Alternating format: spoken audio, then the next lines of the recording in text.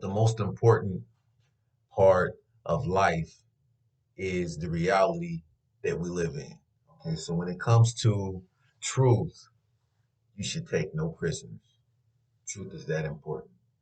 And there's a truth that is beyond. I mean, this truth is it's just out there, right? And it's not something that's talked about. It's not something that's propagated, but it's real. Okay. And this truth is how the Constitution is interpreted. There's something fundamentally wrong with the way the Constitution is being propagated and interpreted. And you might be asking, like, okay, what's up, man? Are you really going to go there? Yes, I am. I'm really going to go there. Okay. It's really that important. Um, when I say the way it's being propagated is that the Constitution, to really get an understanding of what the Constitution is, you have to delve into the principles that the Constitution is based on. Okay, you got to locate these principles and then you got to get into the deeper meaning of what these principles mean. Okay, that means you're going to enter into a world of philosophy, right? That means you're going to enter into a world of what is right and what is wrong, what is humane and what is inhumane, right? Not to mention, you have to take into consideration the historical aspects or the historical context that directly relates to why the Constitution was made in the first place. Okay, so when the Constitution was made, it was made at a specific time for a specific reason. You got to understand that this was a revolution.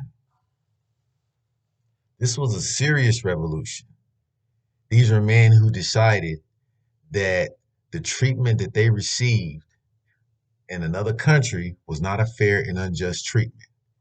And they wanted to make sure that not only they separate themselves from this form of tyranny and oppression, but they want to make sure that this never happened again, not only in their lives, but in the future generations to come.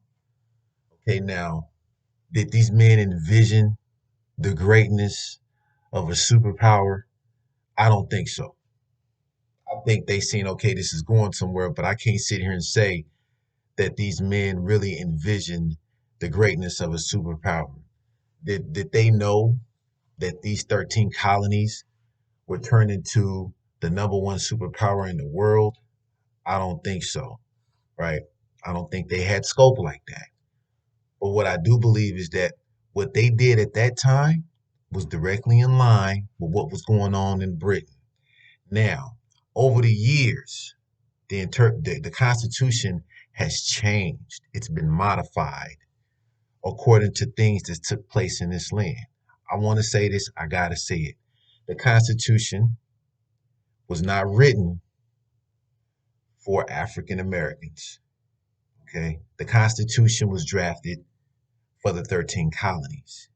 Over time, African Americans have played a part in changing the Constitution for the better of America. Okay. The Constitution has underwent many changes and modifications. Some is good, some may say it's bad. Okay. Some may say that the Constitution is getting stepped on right now. All that's up in the air, all that's for debate. There's a lot of truth in it. There's a lot of things that people do need to take into consideration. But what I want to talk about is the principles, these divine principles that the Constitution is written on, okay, that really doesn't get a whole lot of play. And it is a matter of interpretation. And it is the fact that for some reason the ball was fumbled. You know, the powers that be failed to take into consideration that the Constitution is only effective if the people on the ground level are indoctrinated with it on a philosophical level. Right.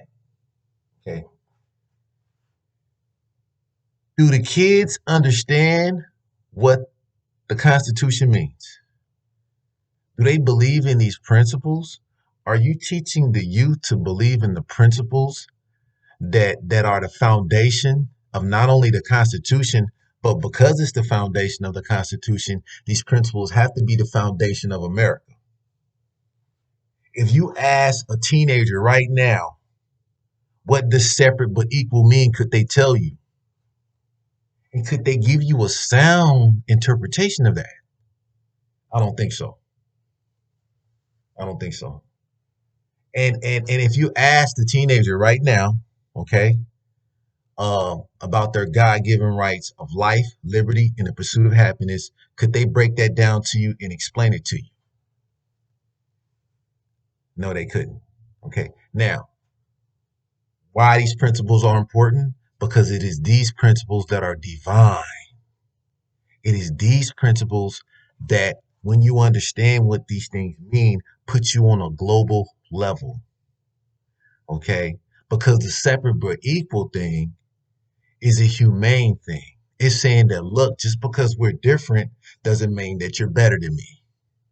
Right.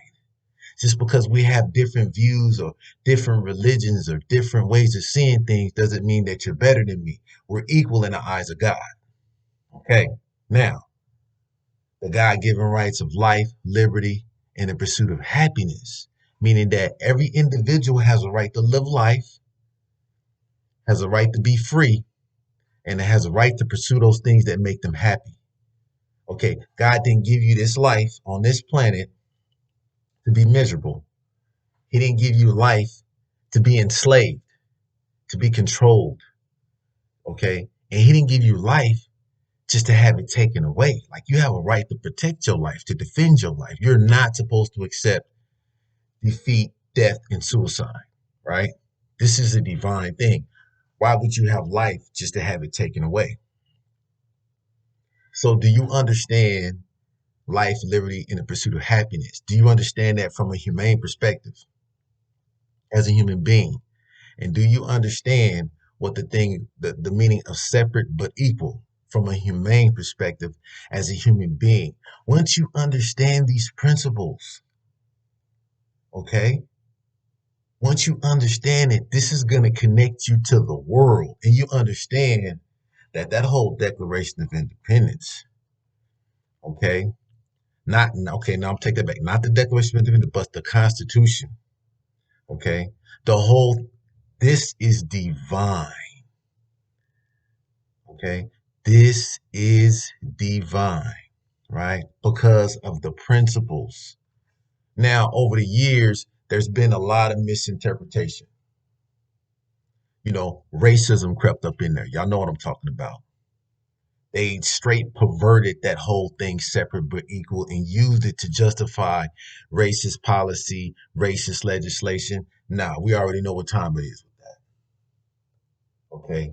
Now, separate but equal, first and foremost, being that these were God fearing men, being that these were Christian men. Okay.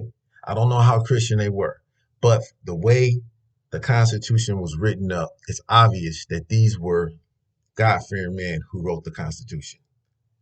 Okay, based on that alone, we know that that interpretation, the racist interpretation of separate but equal, was not supposed to fly. Somehow it crept up in there because power. That's what power does. That's what corrupt power does.